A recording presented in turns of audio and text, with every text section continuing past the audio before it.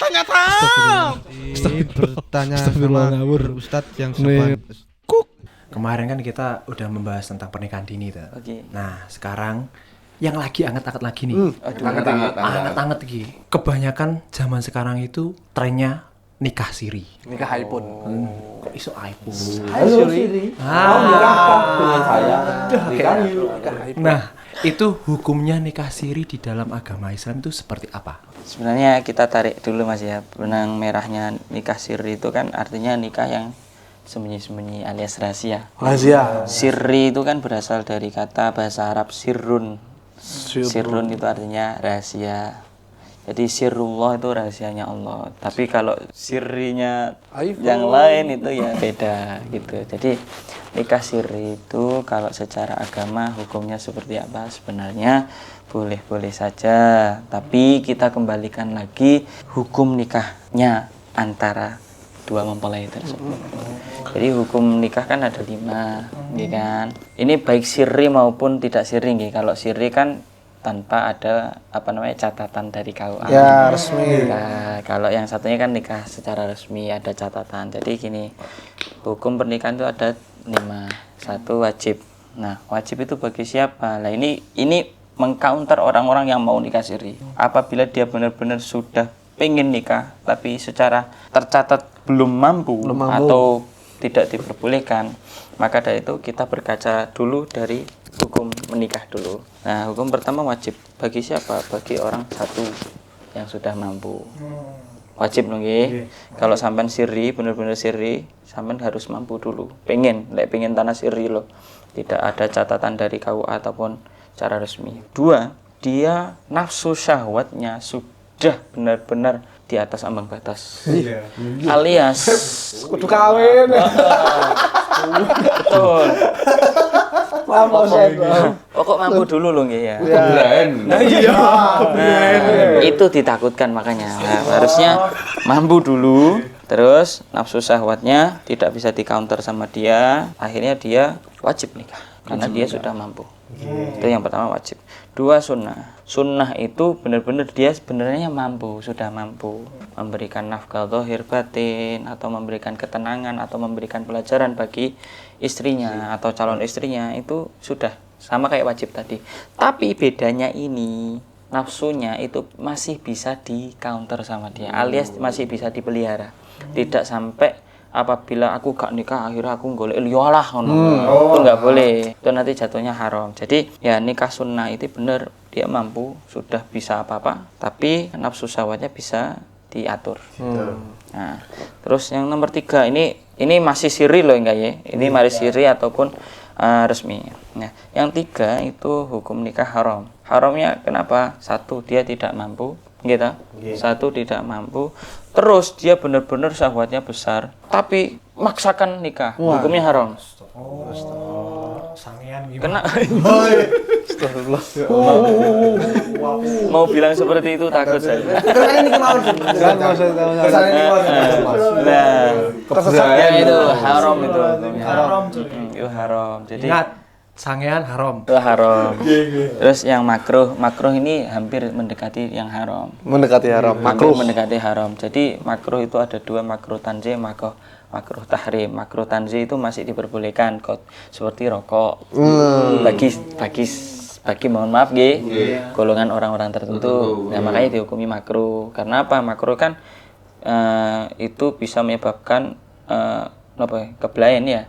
Bisa menyebabkan darurat pada dirinya, darurat alias bisa menyebabkan penyakit pada dirinya. Nah, nikah yang makruh ini hampir sama seperti haram, tapi dia masih bisa mengatur nafsu syahwatnya. Nah, yang mubah terakhir ini kalau sampean mau nikah siri boleh, asalkan apa? 1, mampu atau nggak mampu, tapi tetap punya tanggung jawab, ya kan? Sampean posisi waktu itu mampu ataupun tidak mampu, tapi kalau sampean pengen nikah, sampean harus punya tanggung jawab yang terakhir itu. Tanggung jawab itu tadi, terus nomor ini nafsu syahwatnya itu masih bisa diatur. Jadi mohon maaf, sampean kalau mau nikah siri harus tahu dulu hukumnya, sampean nanti bisa nggak sampean mengatur kemampuan sampean untuk menjaga istrinya ke depan. Dan nikah siri kan, makanya orang kalau sekarang nih, mohon maaf, berita viralnya itu karena mereka menikah siri itu tidak pengen diketahui seseorang ataupun viral sendiri-sendiri. Delik-delik. Wong lek delik-delik kan enak gitu. Maka dari itu sebenarnya boleh. Tapi Mas, kalau kasusnya seperti itu, kita saman pasti paham. Ternyata sosok seorang suami punya istri itu jatuhnya bukan nikah siri Mas, tapi zina. Selingkuh. Zina dulu dia, karena mohon maaf tidak ada kesepakatan kalau seumpama yang suami itu ternyata dia pengennya mendua. Dan istri pertamanya nggak tahu kalau dia itu mau diduakan. Ya otomatis jatuhnya zina. Tapi suami membela, aku mau menjadikan dia kedua kok, saya sudah izin. Nah, tapi kalau nggak ada bukti ya jatuhnya tetap zina. Tapi dia tiba-tiba membela, saya sudah nikah siri. Waduh. Nah itu gimana hukumnya? Maka dari itu hukumnya ditarik benang merahnya. Dia harusnya satu mengklarifikasi terlebih dahulu pada istri pertama, ngomong saya itu mau, mohon maaf, menduakan sampean alias menadu. Ridho apa enggak? Lek enggak ridho ya enggak usah diterusin. Karena mohon maaf satu itu cukup. Dua kelempoh. Satu cukup. Tapi kalau sampean kalau mau mendua atas dasar nikah siri itu sebenarnya mohon maaf nggih, atas dasar nikah siri boleh, kalau secara agama boleh, asalkan yang istri pertama tadi sampean harus tahu. Di sampean kasih tahu dulu. Lek tanah ridho boleh monggo nikah siri. Tapi kalau ditarik benang merahnya utama nikah siri hukumnya apa? Boleh secara agama. Asalkan apa? Satu ada mempelai laki-laki, dua dan mempelai perempuan. Terus ada yang menikahkan alias siapa? Wali, ya kan? Yang nomor 4 saksi, yang terakhir ijab kabul. Ijab itu qabil tu nikah. Dan pastinya saksi ini benar-benar harus satu jujur. Yang nomor 2 terpercaya. Karena tidak semua orang saksi itu ya seperti itu. Berbahaya sekali kalau seumpama niatnya nikah siri tapi saksinya ya. Saksinya hanya Gak vendor lah, Bin. Gak vendor. Kayak penonton bayaran toh. Sah. Lalala ye. Maksud kalau nikah siri, berarti caranya cerai siri juga. Lah. Ayo. Poin nih. Kalau caranya cerai istri, cerai siri gitu. Oke. Mohon maaf ya. Kalau nikah siri itu lama-kelamaan nanti pasti Mas akan dibawa ke nikah secara tercatat.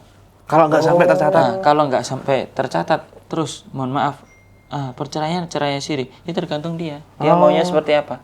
Asalkan nanti sampean benar-benar cerai. Tapi mohon maaf ya, selama ini yang saya tahu perceraian itu pasti ada di pengadilan. Oh ya. Karena itu nikah siri. iya, pasti ada di pengadilan.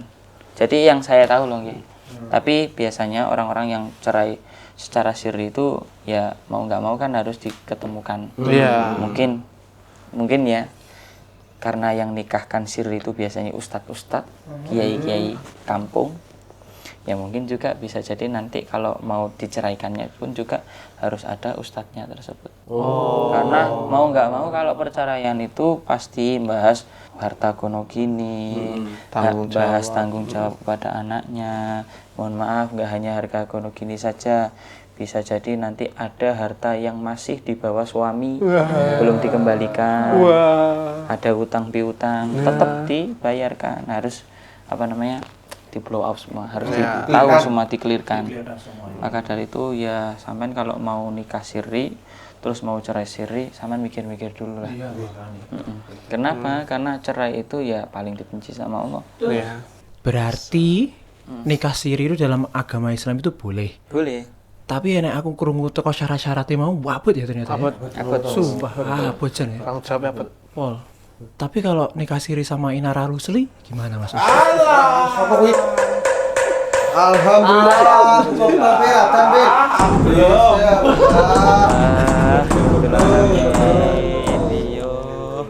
Tatanya